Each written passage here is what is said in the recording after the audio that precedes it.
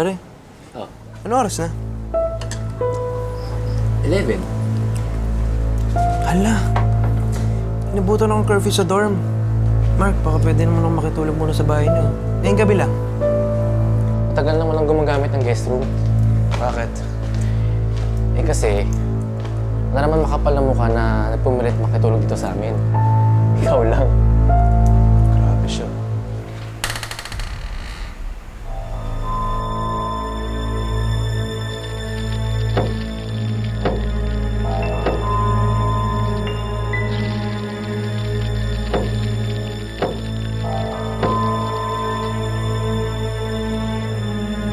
Yaya, Fe, meron din po ba kayong panglason ba kayo sa daga? Daga? Parang meron kasi kagabi sa kwarto eh.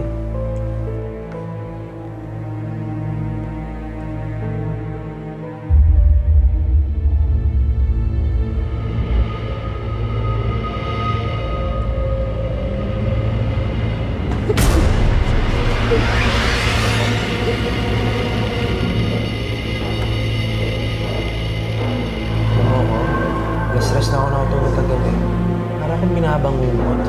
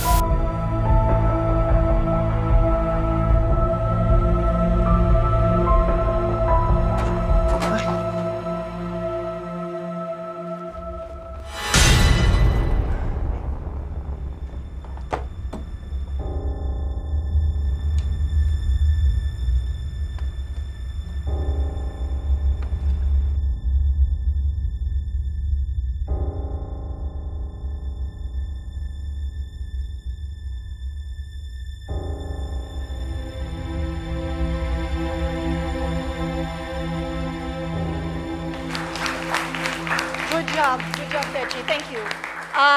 Next, JM, please.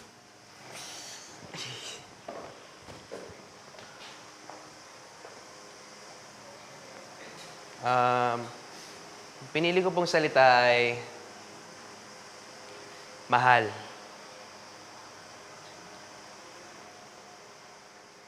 Haharapin ko ang umaga, sasalubungin ko ang araw, hahagkan ko ang bawat oras na kasama kita. Takpan man tayo ng dilim, matiwasay ang puso ko, basta't ako'y nasa piling mo. Thank you. Thank you, JM. Very good. Next, Clara, please. Ganda naman ang tula mo. Para sa akin ba yun? Siyempre naman.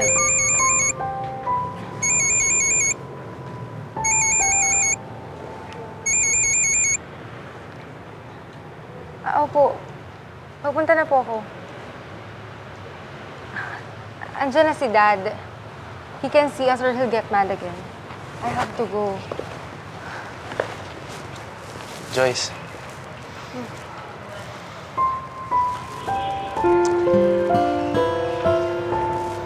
Mahal kita.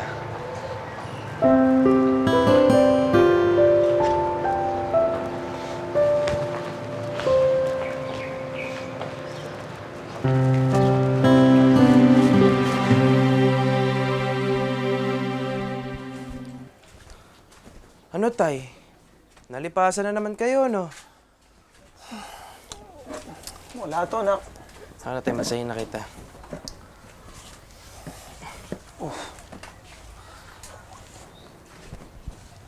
Oh, ba't di ka pa magpahinga? Biyahe ka pa bukas. Okay lang ako, tay. O, kumusta naman yung pagtira mo dun sa... Kay Mark ba yun? Di ka ba nahihirapan? Hindi po. Mabait po yun sina Mark. Eh, di bale, kung may awa ang Diyos, baka sa susunod na linggo, makabalik ka na doon sa dorm mo. Okay lang ho, tay. Huwag naman ang isipin nyo. Alam mo, nak, nahihiya na nga ako sa inyo eh. Tumigil nga kayo, tay. Tama na. Minsan nga, iniisip ko na baka tama yung nanay nyo. Naturingan akong ama, hindi ko mabigay yung pangangailangan nyo. Tay, huwag nyo naman kawain yung sarili nyo. Kasi tayo naman, nagdadrama na naman eh. Minsan lang naman to, pagbigyan mo na ako. Alam naman po ni nanay na ginagawa mo lahat. Tay, namimiss niyo po ba si nanay? Oo naman. Tay, paano kung may gusto ka sa isang babae? Tapos, sobrang yaman niya kaya ayaw sa'yo nung tatay niya. Pero, mahal ka ng babae at mahal mo rin siya. Tay, ano gagawin mo nun?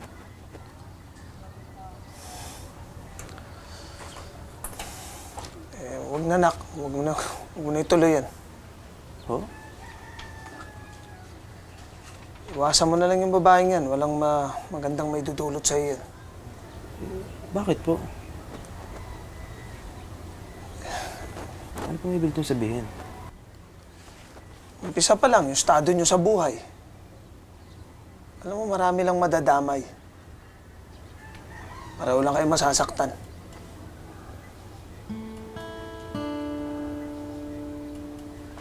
Tay, grabe naman kayo. Parang baba ng tingin niyo sa atin.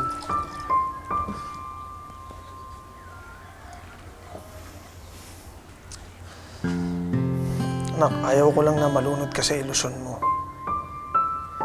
Hindi natin kayang pantayan yung yaman nila. At hindi mapupunan ng pag-ibig mo yung pagkukulang nun. Anak, sa telebisyon lang nangyayari yun. Na yung mayaman nagpapakasal sa mahirap. Hindi totoo yun.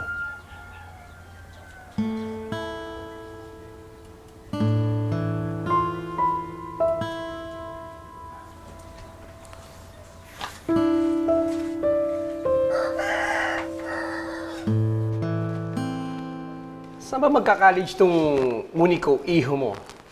Kung saan po ako makapasa? Don't think that way, Mark. Have a go and work on it. Matalino ka naman. That's what I keep telling him. Look at us, Mark.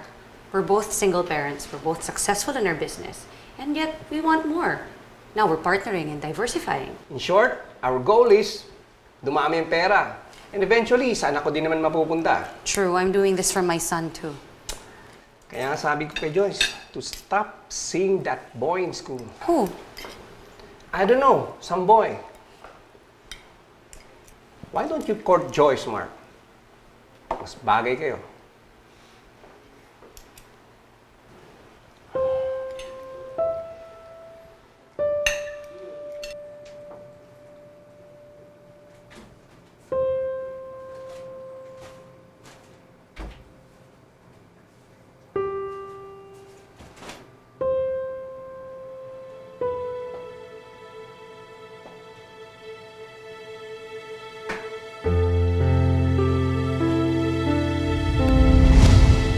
Sabi ko kay Joyce, to stop seeing that boy in school.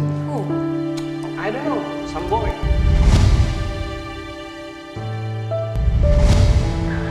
Andiyan na si Dad. He can see us or he'll get mad again. I have to go. Hindi tuloy yun. Iwasan mo na lang yung babaeng yan. Walang magandang may dudulot sa iyo.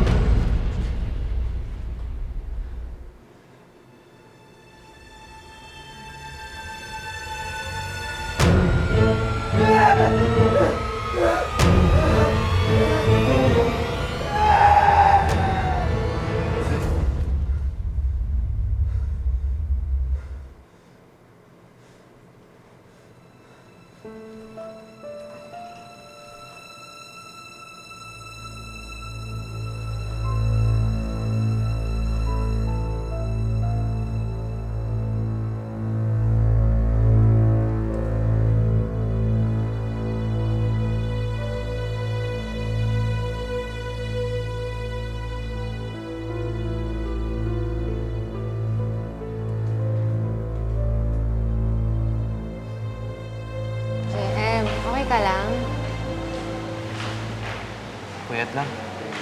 Bakit ka napuyat?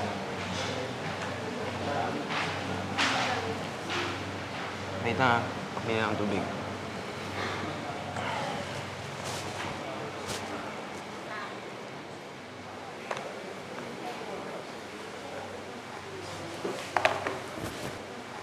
Joyce, magsasabihin ako tungkol kay JM.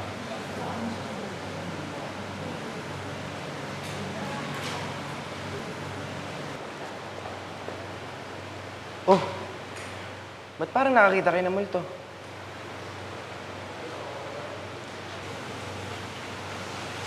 Sabi niya kasi, nakita ka niyang walang mukha. Sabi mo! Pawiin mo! Tama na! Tama na! Ano ba? Bitawan niyo! Bitawan niyo ako! Bitaw! Bitaw! Bitaw! Bawiin mo yung sinabi mo! Buti na lang hindi nagpunta ang paas ko ngayon. I'm expecting more from all of you. JM, your actions are totally unreasonable. You have no right to attack Neil. Ma'am, sorry po. Masama lang po talaga yung pakiramdam ni JM. Joyce, don't defend him. Let him speak for himself. May bibig din si JM. Sorry po. Di na po mauulit. Siguraduhin mo yan, JM. Scholar ka pa naman. Opo. Neil, you just don't come up to people and tell them they'll die. What's wrong with you? Eh ma'am, sinabi ko lang naman po yung nakita ko eh. Na si JM, walang mukha. Paniniwala po kasi ng lola ko. Pag daw walang mukha yung isang tao, mamamatay. There's no room for your lola's stupid, superstitious belief in my school. This is a respected private institution. Ma'am, di naman po stupid yung lola ko eh. I didn't say your lola is stupid. I said your lola's superstitious belief is stupid. If this happens again, all of you will be suspended. Understood? Shake hands, both of you, and apologize. Sorry na.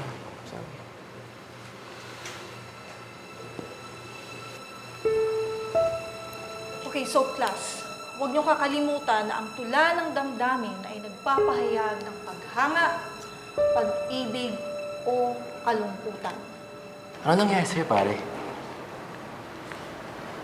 Wala. Parang isabi ka kanina eh. Bigla ka na lang ng atake.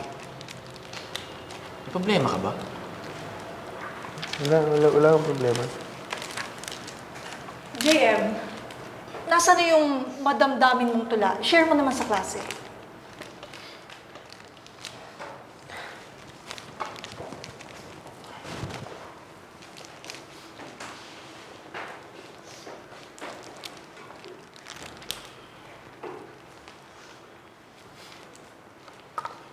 Ako yung mag-isa nang makita mo.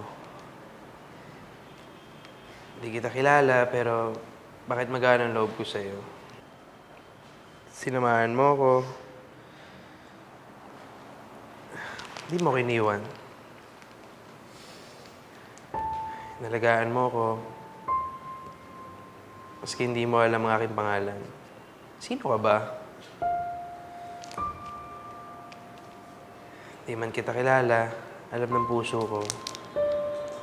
Ikaw na.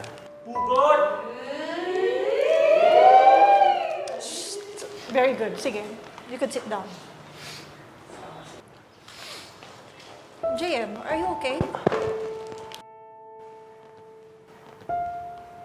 Well, if you're not feeling okay, you could go home. Sige na. Sige po.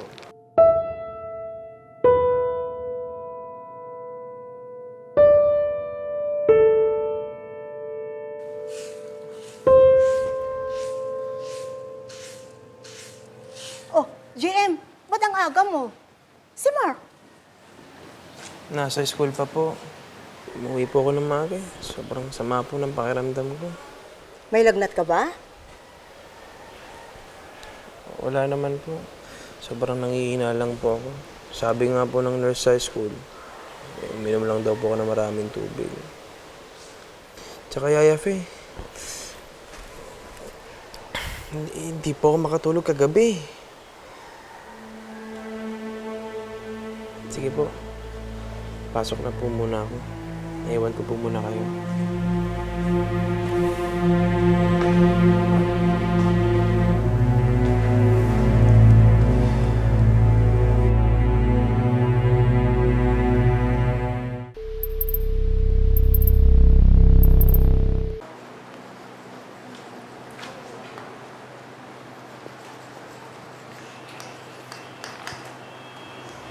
Choleng?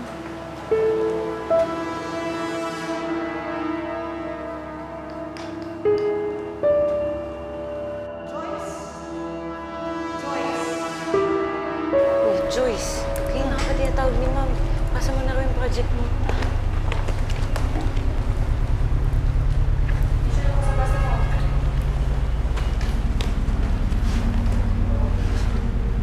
Okay, class dismissed. I'll see you all tomorrow.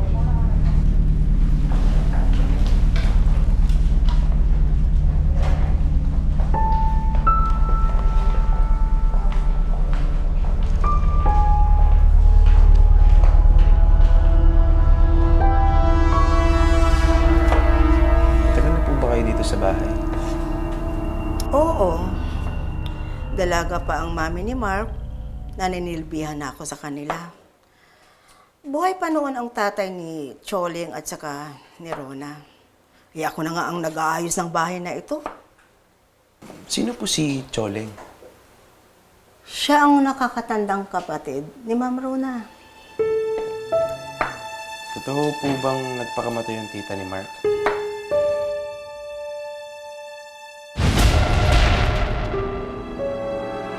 Ubusin mo na yung tiyan mo at lumalamig na.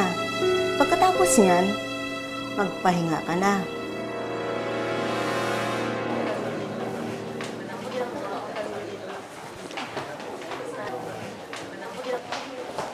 Mark! Oh, Joyce. Uy, Mark! Pwede ba ako sumabay sa'yo sa pag-uwi? Ha? Bakit? Saan ka pupunta? Uwi sa inyo. Gusto ko kasi makita si JM. Pwede ba? Ganun ba? Di ka ba hanapin ng daddy mo? Sinabi ko naman sa kanya na pupunta ako sa inyo. He said it's alright and he trusts you. Okay. Let's go.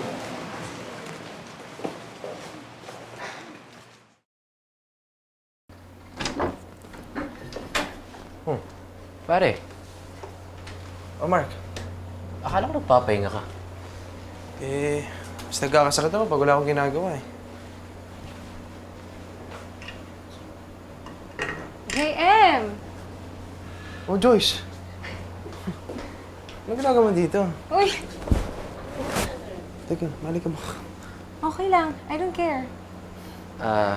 Excuse me, Joyce. Do you want anything? Juice, food? Papagawa ko kay Yaya Fe. Wala, Mark. I just want to see JM. Sige, sige. Hanapin ko lang si Yaya Fe, Wait lang. Balik ako mamaya.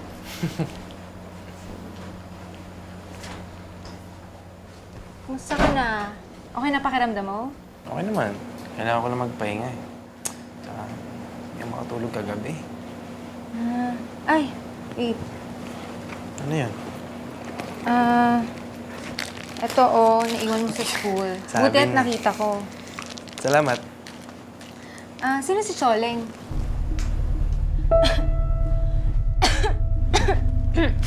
Okay ka lang?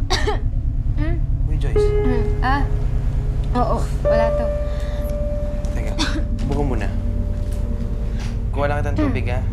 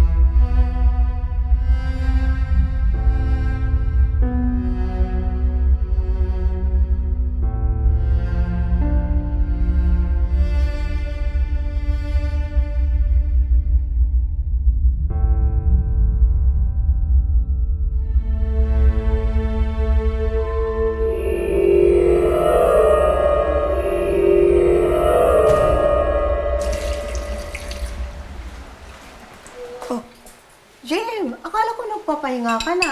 Magaling ka na ba? Yan, dyan lang po si Joyce. May ginawa lang gamit. Oh, pagkaalis niya, sikapin mo makatulog. Ayun nga po ang problema eh. Hindi po talaga ako makatulog.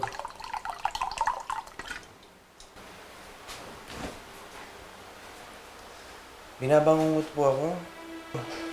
Eh, may nakikita po akong babaeng nakapangkasal. Kaya, Fe, parang gusto kong patayin. Di kaya mas mabuti kung umuwi ka na muna sa inyo para makapagpahinga ka at magpagaling ka doon. Uy, pare.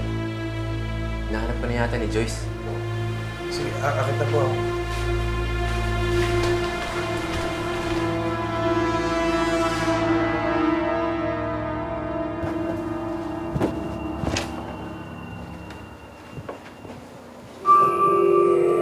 Joyce? Oh, bakit parang namalikmata ka dyan? Bagay ba sa akin?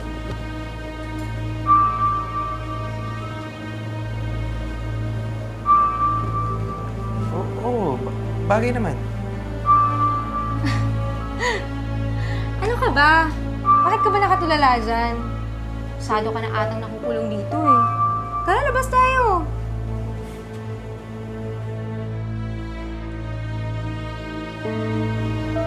Sige, bis lang ako. Hintayin ka sa labas.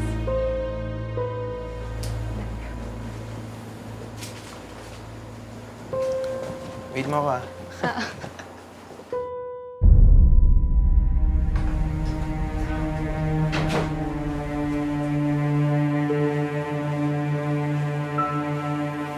Sorry ah. Hindi kita nadadala sa mga mahal na kainan. Sus, basta kasama kita, kahit saan mo ako dalhin, sasama ako sa'yo. Bakit naman? Ano, bakit? Bakit mo ako gusto? Hindi naman ako mayaman. Hindi naman ako pangit. Hindi naman ako ganun kagwapo. Hindi ko rin alam. Basta ang alam ko, masaya ako pagkasama ka. Gusto kong masaya ka kasi pag masaya ka, masaya na din ako. Kahit ayaw sa akin ng daddy mo. I don't care what dad thinks. Ano ka ba? Tatay mo pa rin yun, no? Hindi naman anak huling sa akin nun eh. Tingin niya sa akin sundalo na kailangan sumunod lagi sa utos niya. Bawal magtanong, bawal makipagdiskusyon. Kung anong sinabi niya, yun na yun. Alam mo, yung tatay ko, sobrang hina naman ng loob. Porket mahirap daw kami. Wala na daw karapatan makipagrelasyon sa mga hindi naming karanggo. Oh my God, so ayaw din ng tatay mo sa akin? Ayaw mo nun, pati tatay natin. Compatible talaga tayo. Meant to be. Alam mo, MFEO talaga tayo. MF? EO, MFEO. Ano yun? Made for each other. MFEO. Yun yun. Ano mo, Joyce? Ang corny mo. Luma na yun eh. Eh? Kainis. Di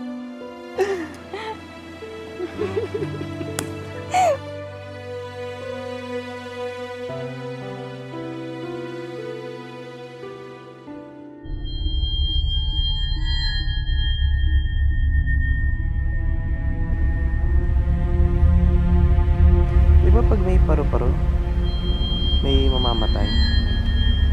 Ha? Ang alam ko, pag may paru-paro, ibig sabihin, bagong buhay, bagong pag-asa.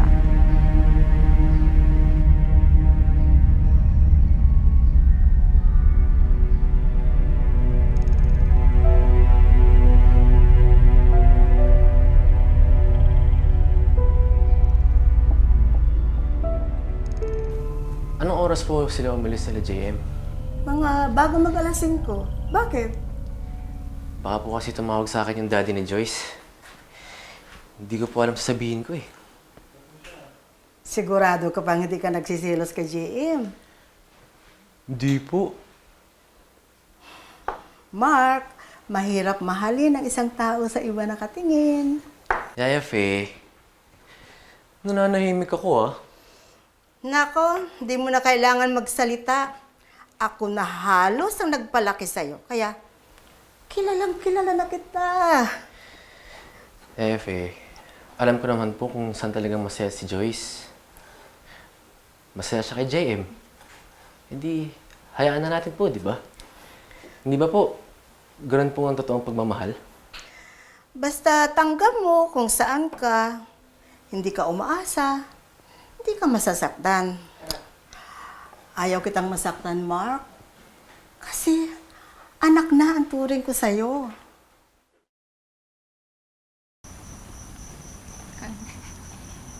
Makita tayo ng daddy mo, Joyce.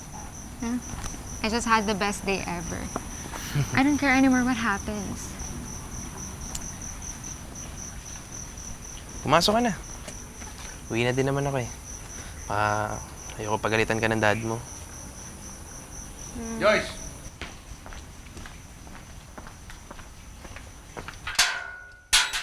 Good evening po. Hi, Dad. Pumasok ka na. Dad, I want you to meet JM. Ang sabi ko, pumasok ka na. And I don't care who the hell you are. And I don't want you near my daughter. Dad! Pumasok ka na! Joyce, pumasok ka na, parang ako muna. Uwi na po ako. O, huwag ka nang babalik. Ayaw na kitang makita rito sa pamamahay ko. Naintindihan mo? Kinagalang ko po kayo. Pero, sana wag niyo naman po akong bastusin. Lakas ng loob mo ah. Sumasagot ka pa? Umayos naman po ako nagpunta sa bahay niyo. At malinis po ang intensyon ko sa anak niyo. Kay Joyce. Umalis ka na. Kundi tatawag ako ng barangay. Padadampot kita. Disto oras na ng gabi, nandito ka pa? Oras na pumasok ka na!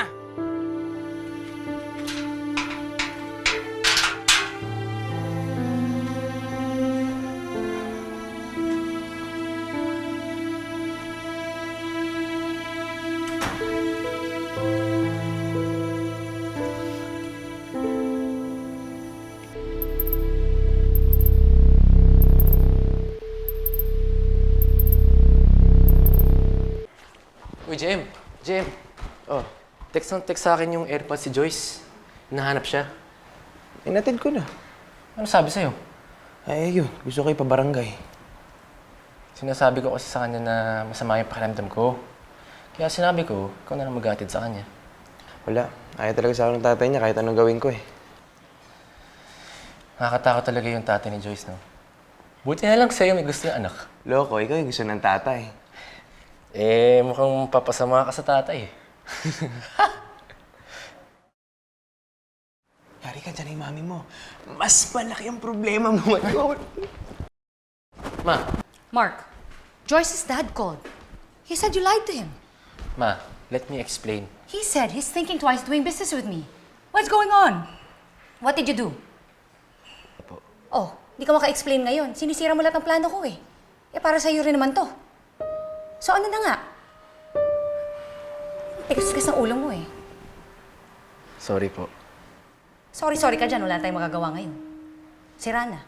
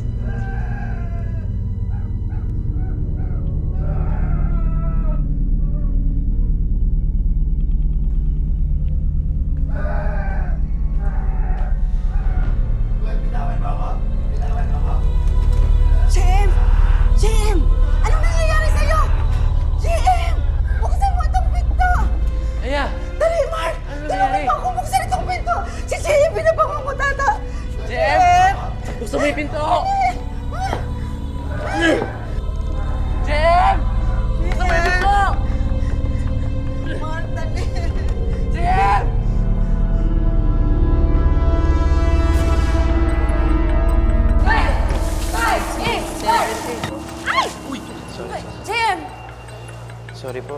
Kanina ka pa eh. Nagalmusal ka na ba? Ano naman ba yung napag-inipan mo kagabi? Yung tita ni Mark na nagpakamatay. Patay na yun. Wala na yung magagawa. Ano ka ba? Baka kailangan lang yan ng dasal. Pare, hindi ba nakakakita ka ng mga bagay nang hindi nakakita ng mga iba? May third eye ka, di ba? Ay, naman wala. Pasok ka na. Sige na.